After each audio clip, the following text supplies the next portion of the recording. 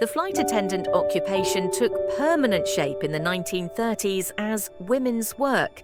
That is, work not only predominantly performed by women, but also defined as embodying white, middle-class ideals of femininity. As the nascent commercial aviation industry sought to lure well-heeled travelers into the air, airline managers and stewardesses together defined the new field of in-flight passenger service around the social ideal of the hostess.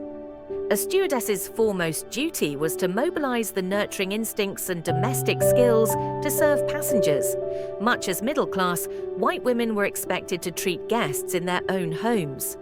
The early airlines' crystallizing idea of the stewardess alone demanded, however, that the hostess to be as desirable as she was nurturing. From the start, stewardess work was restricted to white, young, single, slender, and attractive women. A 1936 New York Times article described the requirements. The girls who qualify for hostesses must be petite, weight 100 to 118 pounds, height 5 feet to 5 feet 4 inches, age 20 to 26 years. Add to that the rigid physical examination each must undergo 4 times every year, and you are assured of the bloom that goes with perfect health. The post-Wabi America changed drastically, and millions of Americans started to travel on airplanes, and the stewardess profession expanded further. Now, young working women did not have to change bedpans or take dictation. They could travel the world, meet important people, and lead exciting lives. The stewardess position was well paid, prestigious, and adventurous, and it quickly became the nation's most coveted job for women. Scores of qualified young women applied for each opening, so airlines had their pick and could hire only the crème de la crème. In order to win a stewardess position, an applicant had to be young, beautiful, unmarried, well-groomed, slim, charming, intelligent, well-educated, white, heterosexual, and doting. In other words, the post-war stewardess embodied mainstream America's perfect woman. She became a role model for American girls and an ambassador of femininity and the American way abroad. The appearance was considered as one of the most important factors to become a stewardess. At that time, airlines believed that the exploitation of female sexuality would increase their profits. Thus, the uniforms of female flight attendants were often form-fitting, complete with white gloves and high heels. In the United States, they were required to be unmarried and were fired if they decided to wed. A stewardess could not be pregnant. A stewardess could not grow older than her early 30s.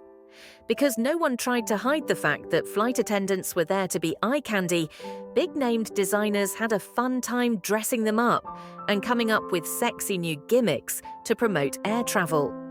In 1968, Jean-Louis gave United Airlines stewardesses a simple Mod A-line dress with a wide stripe down the front and around the collar, and paired it with a big, blocky, kiffy-type cap. The stewardess image reached its height of sexualization, becoming a collective cultural fantasy that airlines shamelessly promoted through their advertising. The dark side of this trope was that women who got this prestigious position were often subjected to sexual harassment from drunken passengers who might pinch, pat, and proposition the stewardesses while they worked, according to Kathleen Barry's Femininity in Flight, A History of Flight Attendants. Despite their dual roles as mothering servants and objects of sexual fantasy, stewardesses were fighting for changes inside the airline industry. The U.S. Equal Employment Opportunity Commission's first complainants were female flight attendants complaining of age discrimination, weight requirements, and bans on marriage. Originally, female flight attendants were fired if they reached age 32 or 35, depending on the airline, were fired if they exceeded weight regulations, and were required to be single upon hiring and fired if they got married. In 1968, the EEOC declared age restrictions on flight attendants' employment to be illegal sex discrimination under Title VII of the Civil Rights Act of 1964. The restriction of hiring only women was lifted at all airlines in 1971. The no marriage rule was eliminated throughout the US airline industry by the 1980s. The last such broad categorical discrimination, the weight restrictions, were relaxed in the 1990s through litigation and negotiations.